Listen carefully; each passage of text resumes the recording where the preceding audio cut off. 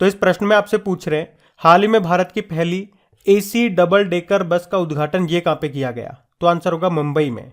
तो अभी ब्रह्म Mumbai electric supply and transport undertaking ने मुंबई में देश की पहली electric AC double decker bus का उद्घाटन किया है। इस बस की कैपेसिटी है 73 लोगों की, इसमें एक साथ बैठ सकते हैं 73 लोग। और इसमें जो किराया वसूला जाएगा 5 किलोमीटर की दूरी पे 6 रुपये वसूला जाएगा। इसमें सीसीटीवी कैमरे लगे हुए हैं, ऑटोमेटिक डोर से अपने आप खुलते बंद हो जाते हैं और ये चार्ज होने में 80 मिनट का वक्त लेती है फुल चार्ज होने में। तो याद रखना भारत की पहली एसी डबल डेकर बस, इसका उद्घाटन किया गया मुंबई में।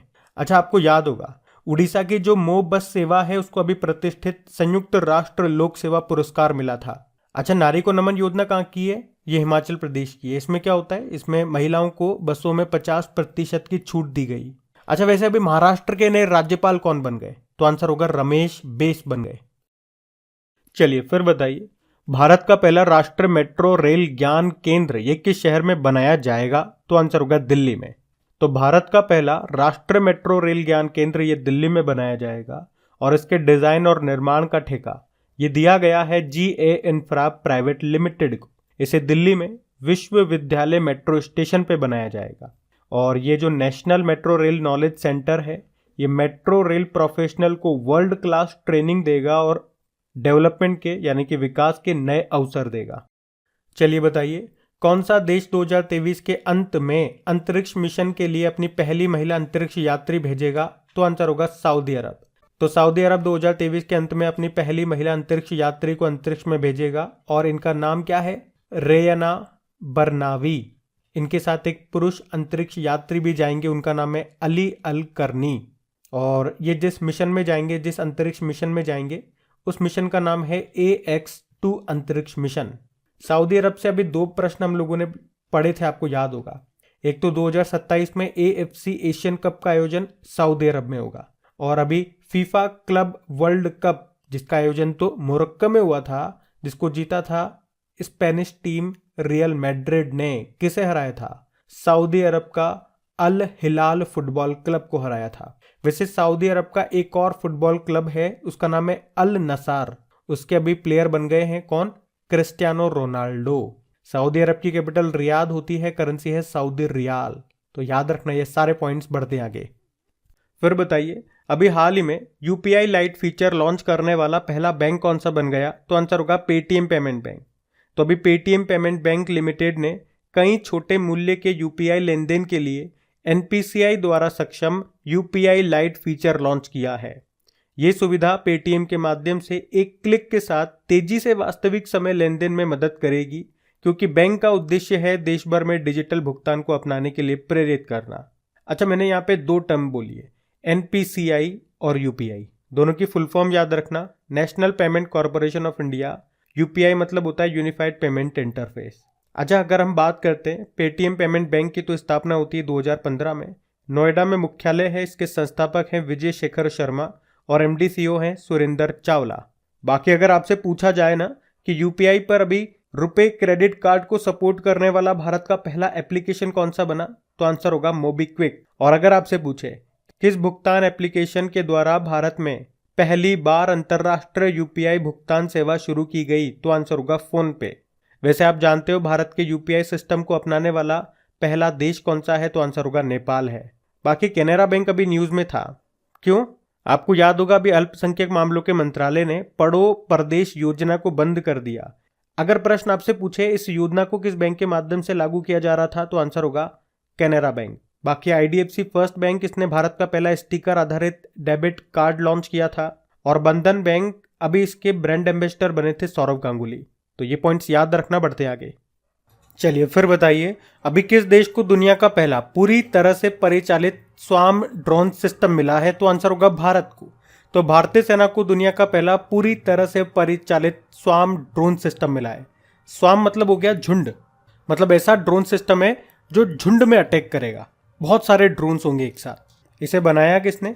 न्यू स्पेस रिसर्च कंपनी ने। ये बेंगलुरु का एक स्टार्टअप कंपनी है और इस स्वाम ड्रोन को ऑपरेट करने वाली दुनिया की पहली आर्म्ड फोर्स बन गई है भारतीय सेना। और इस ड्रोन की बात करें तो ये 100 ड्रोन का झुंड दुश्मन के इलाके में कम से कम 50 किलोमीटर दूर लक्ष्य को भेजने में सक्षम है। ये ड्रोन एक खास वजन के बम को ले जाने में सक्षम है और चलते बख्तरबंद काफिले जैसे लक्ष्यों को भेज सकता है ये आराम से।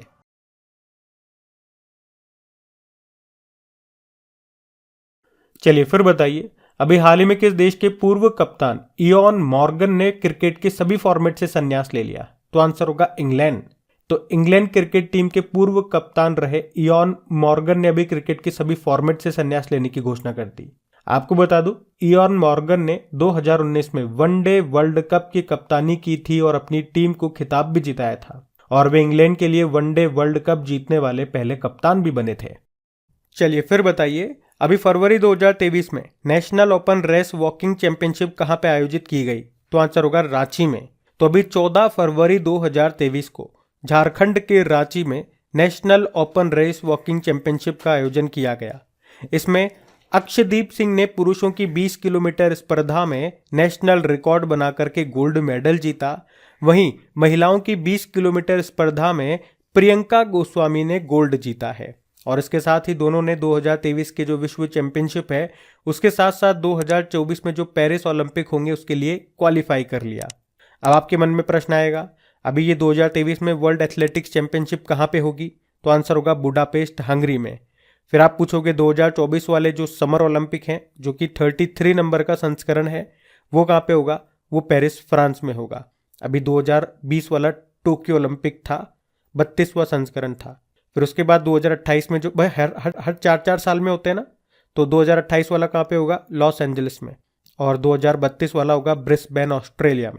चलिए फिर बताइए, अभी हाल ही में T20 इंटरनेशनल क्रिकेट में 100 विकेट लेने वाली पहली भारतीय कौन बन गई? तो आंसर होगा Deepti Sharma. Deepti Sharma T20 international cricket में अभी 100 विकेट लेने वाली भारत की पहली खिलाड़ी बन गई है। मैंने बोला भारत की पहली है, पुरुषों में भी पहली है और महिलाओं में भी पहली है। उन्होंने अभी महिला T20 वर्ल्ड कप 2023 में वेस्ट इंडीज के खिलाफ 3 विकेट लेकर के ये इतिहास रचा। और आप कह सकते हो उन्होंने इस मामले में महिला क्रिकेटर जो हैं पूनम यादव, उनको पछाड़ दिया, जिन्होंने अब तक 98 T20 इंटरनेशनल विकेट लिए थे। और इस तरह से दुनिया में बात करोगे तो वो 9वीं महिला खिलाड़ी बन गई हैं जिन्होंने T20 इंटरनेशनल में 100 विकेट लिए हैं। तो इनका नाम याद रखना इंपॉर्टेंट है। चलिए फिर बताइए, हाल ही में किस राज्य या केंद्र शासित प्रदेश ने पहली फ्रोजन लेक मैराथन की मेजबानी की? तो आंसर होगा लद्दाख। तो याद रखना, लद्दाख ने भारत में पहली बार फ्रोजन लेक मैराथन की मेजबानी की है। इस मैराथन का नाम है लास्ट रन मैराथन और किस झील पर है? पेगोंग झील पर। और ये कितनी लंबी मैराथन है? तो 21 किलोमीटर लंबी है और ये 13,802 फीट की ऊंचाई पर हुई। फ्रोजन लेक मैराथन मतलब समझ गए, ये जो लेक है सर्दी में इसका जो तापमान है माइनस में पहुंच जाता है तो ये जम जाती है और इसी पे ये मैराथन हुई। और लद्दाख से सबसे अच्छा पॉइंट अभी करंट अफेयर्स का तो यही है कि अभी इसके नए लेफ्टिनेंट गवर्नर उपराज्यपाल कौन बने? तो हमने कैसे याद किया था? लद्दाख, लद्दाख ला दाख ला यार, और दाख के साथ क्या? बीड़ी ला बीड़ी, तो बीड़ी मिश्रा। आपको याद है ना, अभी 13 राज्यों के नए राज्यपाल बने और यहां से डेफिनेटली आपके एग्जाम में एक प्रश्न आने वाला है और उनको याद करने का एक ट्रिकी वीडियो हमने बना दिया है। 5 मिनट के अंदर सारे नाम आपको याद हो जाएंगे और उस एक वीडियो को देख लोगे तो बाद में आपको रिवीजन करने की भी जरूरत नहीं है, इस तरह से याद कर रहे हैं। तो वीडियो आप जरूर देखना अगर आपको सारे नाम एक ही बार में याद करने हैं तो। चलिए फिर बताइए, खेलो इंडिया विंटर गेम्स 2023 में कौन पहले स्थान पर रहा? तो आंसर होगा जम्मू कश्मीर। आपको याद है अभी खेलो इंडिया विंटर गेम्स 2023 का आयोजन हुआ था अभी 10 से लेकर 14 फरवरी तक। कहां पे? जम्मू कश्मीर के गुलमर्ग में। ये इसका तीसरा संस्करण था और इसमें हमेशा की तरह टॉप पे रहा जम्मू कश्मीर। जम्मू कश्मीर ने 26 गोल्ड जीते हैं और टोटल 76 मेडल हैं। सेकंड पे महाराष्ट्र है 13 गोल्ड के साथ और तीसरे स्थान पे हिमाचल प्रदेश है 10 गोल्ड के साथ।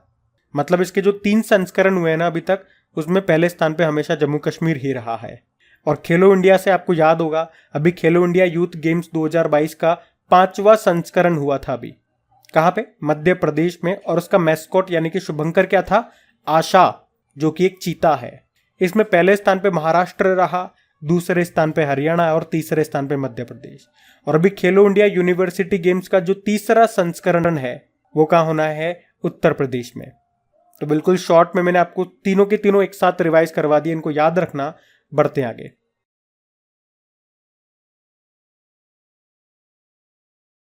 चलिए फिर बताइए, अभी हाल ही में institute of chartered accounts of India के नए अध्यक्ष कौन बन गए? तो आंसर होगा अनिकेत सुनील तलाटी। तो अभी अनिकेत सुनील तलाटी ये institute of chartered accounts of India के अध्यक्ष बन गए हैं। अच्छा, इसी से मिलता जुलता नाम है अनिल कुमार लाहोटी। देखो मिलता जुलता है ना नाम, वो तलाटी है, ये लाहोटी है, वो अनिकेत हैं, ये अनिल है। ये भी रेलवे बोर्ड के नए चेयरमैन और सीईओ बने थे। और मेघना अहलावत ये table tennis federation of India की पहली महिला अध्यक्ष बनी। गंजी कमलावीर राव की बात करें, food safety and standard authority of India के सीईओ बने। बाकी आप जानते हो नेशनल चार्टर्ड अकाउंटेंट्स डे हम कब मनाते हैं? 1 जुलाई को मनाते हैं, ध्यान रखना। बढ़ते आगे, चलिए बताइए, अभी हाल ही में गुजरात हाईकोर्ट के नए चीफ जस्टिस कौन बने? तो आंसर होगा गिरिधर गोकानी। तो अभी न्यायमूर्ति गिरिधर गोकानी, इनको गुजरात हाईकोर्ट का नया चीफ जस्टिस बनाया गया है। अब ध्यान देना, इस एक प्रश्न में मैं आपको 4 अपॉइंटमेंट कराने वाला हूं और ये चारों के चारों नए अपॉइंटमेंट है। एक अपॉइंटमेंट हमने पढ़ लिया गुजरात हाईकोर्ट के नए चीफ जस्टिस, कौन? न्यायमूर्ति गिरिधर गोकानी। एक अभी गुवाहाटी हाईकोर्ट में नए चीफ जस्टिस बनाए गए, उनका नाम क्या है? संदीप मेहता। त्रिपुरा हाईकोर्ट में नए चीफ जस्टिस बनाए गए, उनका नाम है जसवंत सिंह। और अभी जम्मू कश्मीर और लद्दाख हाईकोर्ट के नए चीफ जस्टिस बने हैं, उनका नाम क्या है? एन काटेश्वर सिंह। तो ये 4 अपॉइंटमेंट बिल्कुल नए अपॉइंटमेंट मैंने आपको बताया, इनको ध्यान रखना। और चलिए फिर बताइए, अभी हाल ही में वर्ल्ड बैंक के चीफ ने इस्तीफा देने की घोषणा कर दी है, उनका नाम बताइए। आंसर होगा डेविड मालपास। तो अभी वर्ल्ड बैंक के प्रमुख डेविड मालपास ने जलवायु परिवर्तन नीतियों को लेकर यूएस के जो राष्ट्रपति हैं जो बाइडेन, उनके प्रशासन के साथ अनबन के बाद वर्ल्ड बैंक के अध्यक्ष के पद से इस्तीफा देने की घोषणा कर दी है। वे 2019 में वर्ल्ड बैंक के अध्यक्ष बने थे। अच्छा, वर्ल्ड बैंक की बात करें, स्थापना होती है 1944 में, हेडक्वार्टर वॉशिंगटन डीसी में है इसका। और आपको याद होगा, अफ्रीका के काले गेंडों को बचाने के लिए वर्ल्ड बैंक ने पहला वाइल्ड लाइफ बॉन्ड जारी किया था। और अभी वर्ल्ड बैंक के चीफ इकोनॉमिस्ट कौन बने थे? भारत के इंदरमीत गिल बने थे। और अभी कुछ समय पहले वर्ल्ड बैंक की एक रिपोर्ट आई थी, उसमें बताया था कि 2022 में $100 बिलियन प्रेक्षण यानी कि रेमिटेंस, इसको प्राप्त करने वाला पहला देश बना है भारत। रेमिटेंस मतलब बताया मैंने आपको कई बार, जैसे आप विदेश में जाकर के जॉब कर रहे हो, वहां पैसा कमा रहे हो, वो अपने देश में अपने घर वालों को यानी कि भारत में भेजते हो। तो विदेशों से जो ये पैसा भारत में आ रहा है उसी को प्रेक्षण कहा जाता है, रेमिटेंस कहा जाता है। वैसे आप जानते हो वर्ल्ड बैंक ने कौन सी रिपोर्ट को जारी करना बंद कर दिया? Ease of doing business report को। और वर्ल्ड बैंक कौन कौन सी रिपोर्ट जारी करता है ये पूछूं तो एक तो world development report, global economic prospect report, एक remittance report, ease of living index और एक यूनिवर्सल हेल्थ कवरेज इंडेक्स। ये कुछ इंपॉर्टेंट इंडेक्सेस है जिनको वर्ल्ड बैंक जारी करता है। बाकी ये ऑप्शन के नाम भी सारे इंपॉर्टेंट हैं। क्रिस्टलिना जॉर्जिवा ये इंटरनेशनल मॉनेटरी फंड की प्रमुख हैं। टेड्रोस अधानोम ये वर्ल्ड हेल्थ ऑर्गेनाइजेशन के हेड है। और एंटोनियो गुतेरेस ये यूनाइटेड नेशन के हेड है। ये भी नाम याद रखना। बढ़ते हैं आगे।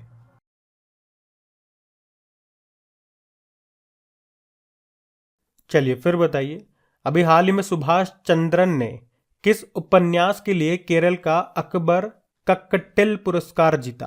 तो आंसर होगा समुद्रशिला। तो प्रसिद्ध मलयालम लेखक हैं सुभाष चंद्रन, जिन्होंने अपने उपन्यास समुद्रशिला के लिए अकबर कक्कटिल पुरस्कार जीता है। ये जो अकबर कक्कटिल है ये केरल राज्य के भीतर भारतीय लघु कथा लेखक थे और उन्हें 2 बार केरल साहित्य अकादमी पुरस्कार भी मिला था और उन्हीं के नाम पे ये पुरस्कार दिया जाता है जो इस बार मिला है सुभाष चंद्रन को उनके उपन्यास समुद्रशिला के लिए। अच्छा, इसी तरह से लेखिका हैं एक राखी कपूर और उनकी बुक है नाउ यू ब्रीथ, जिसने अभी गोल्डन बुक अवार्ड 2023 जीता था। तुमड़ी के शब्द याद आया? ये कविता संग्रह है बद्री नारायण का, जिन्होंने अभी हिंदी का साहित्य अकादमी पुरस्कार जीता। और अंग्रेजी का जीता था अनुराधा रॉय ने उनके novel all the lives we never lived के लिए। और रेत की समाधि ये उपन्यास है गीतांजलि श्री का, जिसका ट्रांसलेशन किया था डेजी रॉकवेल ने और उसका नाम रख दिया टॉम्ब ऑफ सैंड, जिसके लिए इन दोनों को इंटरनेशनल बुकर प्राइज मिला था 2022 का। ये याद रखना। बढ़ते आगे। चलिए फिर बताइए, हाल ही में किस जिले ने सर्वश्रेष्ठ जिला पंचायत के लिए स्वराज ट्रॉफी जीती है? तो आंसर होगा कोल्लम। तो अभी कोल्लम जिला पंचायत ने वर्ष 2021-22 के लिए केरल में सर्वश्रेष्ठ जिला पंचायत के लिए स्वराज ट्रॉफी जीती है। वहीं कन्नूर जिला पंचायत रैंकिंग में दूसरे स्थान पर रहा और वहीं तिरुअनंतपुरम निगम ने सर्वश्रेष्ठ निगम की ट्रॉफी जीती। और बात करें अगर मुलनथुरुथी ग्राम पंचायत ने सर्वश्रेष्ठ ग्राम पंचायत का पुरस्कार जीता है? अच्छा, यहाँ पे कुछ इंपॉर्टेंट क्वेश्चंस मैं आप लोगों से पूछने वाला हूँ। सारे करंट अफेयर्स के प्रश्न होने वाले हैं, तो बिल्कुल ध्यान से उत्तर देना। कुछ स्टैटिक प्रश्न भी पूछूंगा, इससे चेक होएगा कि आपकी तैयारी कैसी चल रही है। देखो, पहला प्रश्न है, देश की पूर्ण डिजिटल साक्षरता वाली पहली ग्राम पंचायत कौन सी बनी? तो केरल की पुल्लमपारा ग्राम पंचायत बनी थी। चलो फिर बताओ, भारत की पहली कार्बन न्यूट्रल पंचायत कौन सी बनी? तो जम्मू कश्मीर का पल्ली गांव बना था। अगर पूछे, देश की पहली बालिका पंचायत का आयोजन कहाँ हुआ? गुजरात के कच्छ जिले के कुनरिया गांव में। यह प्रश्न एग्जाम में आ चुका है। वैसे आप जानते हो राष्ट्रीय पंचायती राज दिवस कब मनाया जाता है? 24 अप्रैल को मनाया जाता है। अच्छा, अगर आपसे पूछा जाए भारत में पंचायती राज व्यवस्था कब शुरू हुई? तो आंसर होगा 2 अक्टूबर 1959 को। और पंचायती राज व्यवस्था में सबसे इंपॉर्टेंट समिति है बलवंत राय मेहता समिति। कब बनी थी? 1957 में। और इसने ही त्रिस्तरीय व्यवस्था वाली पंचायती राज व्यवस्था की सिफारिश की थी। अच्छा, ये बता दो, कौन सा संविधान संशोधन अधिनियम पंचायती राज से संबंधित है? तो आंसर होगा 73वां संविधान संशोधन अधिनियम 1992। और अगर आपसे पूछे कि पंचायती राज व्यवस्था लागू करने वाला पहला राज्य, ये राजस्थान है। राजस्थान के नागौर जिले के बगदरी गांव में इसको शुरू किया गया था। और दूसरा राज्य कौन सा बना था? आंध्र प्रदेश। अगर मैं आपसे पूछूं कि पंचायतों के कार्य व शक्तियों का वर्णन किस अनुसूची में वर्णित है? 11वीं अनुसूची। और अगर मैं पूछूं कि पंचायती राज व्यवस्था का वर्णन भारतीय संविधान के किस अनुच्छेद में है? 243। और संविधान का कौन सा भाग पंचायतों से संबंधित है? तो भाग 9 है। तो ये कुछ मोस्ट इंपॉर्टेंट प्रश्न मैंने आपको बताया, इनको ध्यान रखना। चलिए फिर बताइए, हाल ही में केंद्रीय मंत्री जो है अमित शाह, इन्होंने किस राज्य की पुलिस को प्रेसिडेंट कलर अवार्ड से सम्मानित किया? तो आंसर होगा हरियाणा। तो अभी हमारे जो गृह मंत्री और सहकारिता मंत्री हैं अमित शाह, इन्होंने हरियाणा पुलिस को प्रेसिडेंट कलर अवार्ड से सम्मानित किया। तो अब हरियाणा पुलिस अपनी बाईं बाजू पर राष्ट्रपति निशान लगा सकेगी, जो उन्हें गौरव और गर्व की भावना से भर देगा। और इस प्रकार आप कह सकते हो ये सम्मान पाने वाली हरियाणा पुलिस 10वीं राज्य पुलिस बन गई है। मतलब अब तक ये सम्मान 9 राज्य की पुलिस को मिल चुका है। और वो 9 राज्य आप जानना चाहोगे तो जैसे मध्य प्रदेश, उत्तर प्रदेश, दिल्ली, जम्मू कश्मीर, तमिलनाडु, त्रिपुरा, गुजरात, हिमाचल प्रदेश और असम है। और अब हरियाणा भी बन गया है। वैसे सबसे पहले ये अवार्ड 1951 में इंडियन नेवी को मिला था।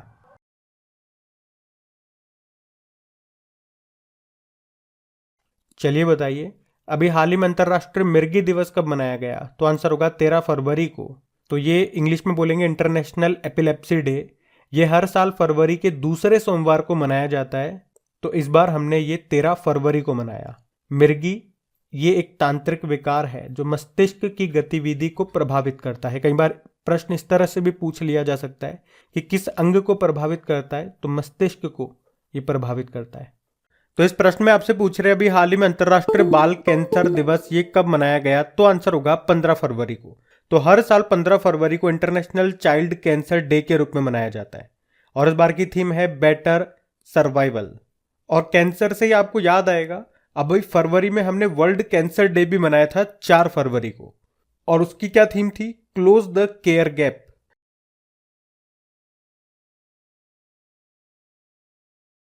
चलिए फिर बताइए, हाल ही में संयुक्त अभ्यास जिसका नाम है तारकश, इसका आयोजन कहां पे किया गया? तो आंसर होगा चेन्नई में। तो ये संयुक्त अभ्यास का नाम क्या है? तारकश है। ये इस बार इसका 6वां संस्करण है, जो कि 16 जनवरी को शुरू हुआ था और 14 फरवरी तक चला। किनके बीच ये हुआ? तो राष्ट्रीय सुरक्षा गार्ड, नेशनल सिक्योरिटी गार्ड और यूएस स्पेशल ऑपरेशन फोर्स के बीच में। और इस अभ्यास में पहली बार रासायनिक, जैविक और रेडियोलॉजिकल और परमाणु आतंक प्रतिक्रिया को शामिल किया गया। मतलब इसका उद्देश्य क्या था? आतंकवादियों को बेअसर करना, बंधकों को सुरक्षित छुड़ाना और आतंकवादियों द्वारा ले जा रहे रासायनिक हथियारों को निष्क्रिय करना। तो याद रखना, इस अभ्यास का नाम तारकश है। कहां पे हुआ? चेन्नई में। तो इस प्रश्न में आपसे पूछ रहे हैं अभी फरवरी 2023 में संयुक्त अभ्यास थर्मागार्जियन का आयोजन कहां पे किया गया? तो आंसर होगा जापान में। अभी इसी क्वेश्चन को हम दूसरी तरह से भी पूछ सकते हैं कि ये एक्सरसाइज किन किन देशों के बीच में हुआ? तो भारत और जापान के बीच में हुआ। तो इस मिलिट्री एक्सरसाइज का नाम क्या है? थर्मागार्जियन है। इस बार ये इसका 4था संस्करण हुआ। आप पूछोगे कब से कब तक? 17 फरवरी से 2 मार्च तक। कहां पे हुआ? जापान में। अच्छा, जापान के साथ हम कौन कौन से एक्सरसाइज करते हैं अगर इसकी बात करें? एक तो अभी जापान के साथ हमने जनवरी में ही वीर गार्जन नाम का एक्सरसाइज किया था जापान में, और हम वैसे जापान के साथ शिन्यू मैत्री भी करते हैं, जिमैक्स नाम का एक्सरसाइज भी करते हैं, सहयोग काजिन नाम का एक्सरसाइज भी करते हैं, और एक मालाबार एक्सरसाइज भी करते हैं। ये जो मालाबार एक्सरसाइज है ये क्वाड देशों के बीच में होती है, जिसमें 4 देश आते हैं, भारत, जापान, ऑस्ट्रेलिया और अमेरिका। अभी लास्ट ये नवंबर 2022 में हुआ था, वो भी जापान में ही हुआ था।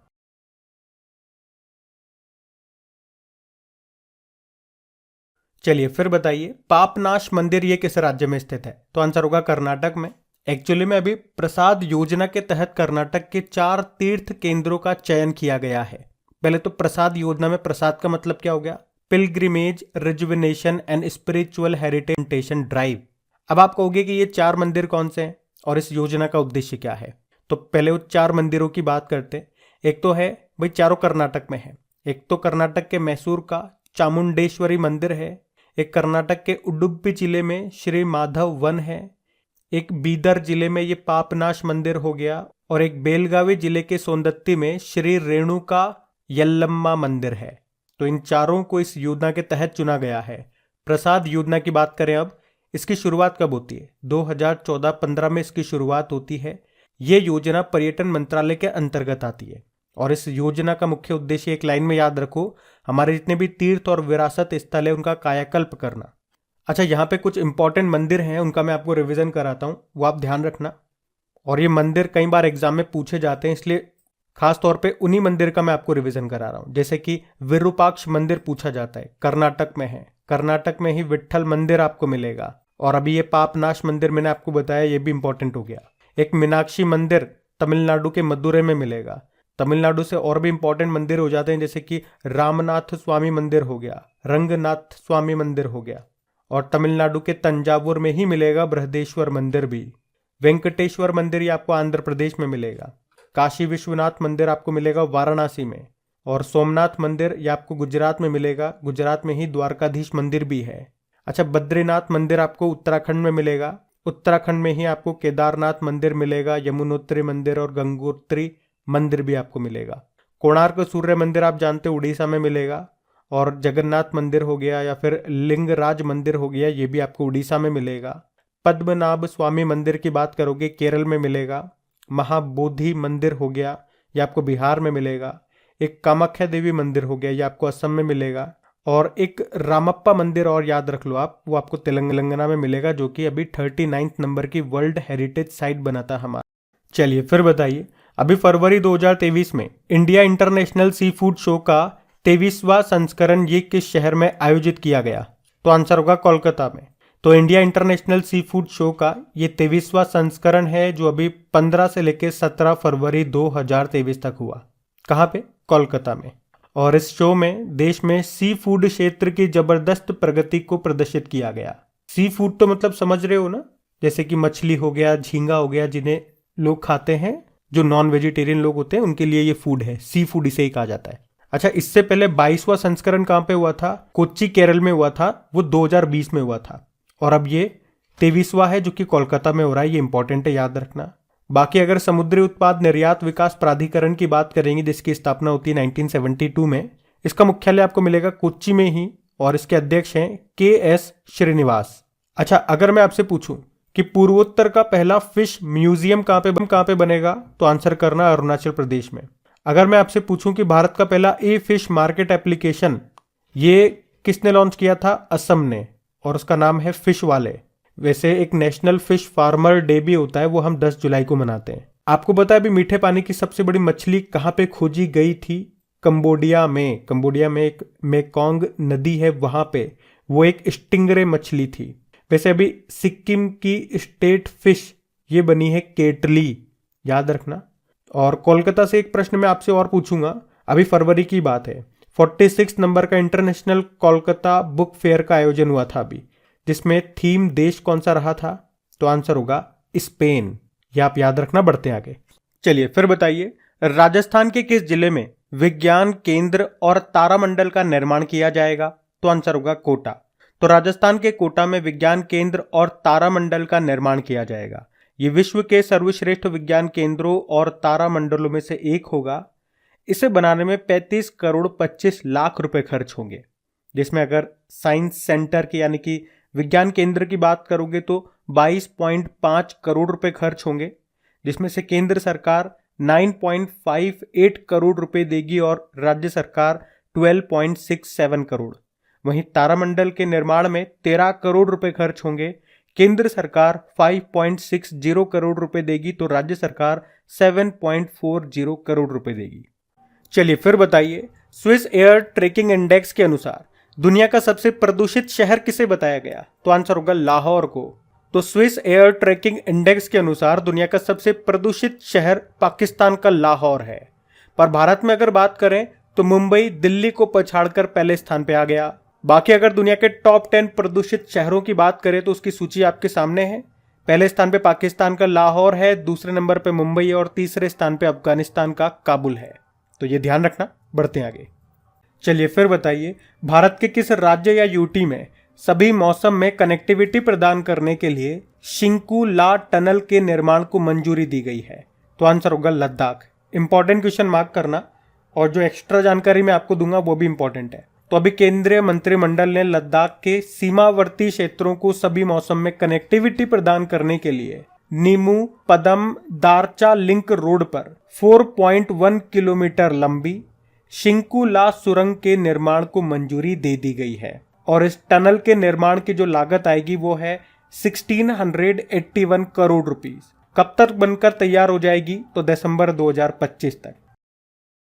फिर बताइए, हाल ही में प्रधानमंत्री नरेंद्र मोदी ने जल जन अभियान का उद्घाटन कहाँ किया? तो आंसर होगा राजस्थान में। तो अभी प्रधानमंत्री नरेंद्र मोदी ने अभी 16 फरवरी को राजस्थान के सिरोही जिले में जो ब्रह्म कुमारी संस्थान है वहां पे जल जन अभियान का उद्घाटन किया है। वर्चुअली इन्होंने इसका उद्घाटन किया। तो इस अभियान का मुख्य उद्देश्य क्या है?